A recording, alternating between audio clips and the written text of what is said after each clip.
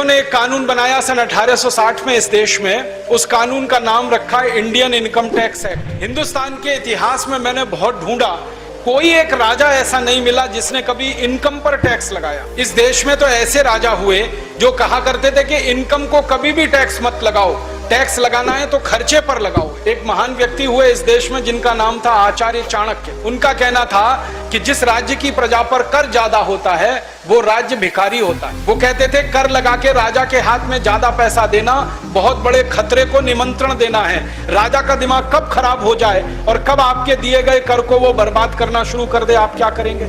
इसलिए कहते थे पैसे लोगों के हाथ में रहने चाहिए, समाज के पास रहने चाहिए, राजा के पास कम से कम पैसे आने चाहिए, इसलिए कर कम से कम होना चाहिए। तो उन्होंने ये व्यवस्था दी थी।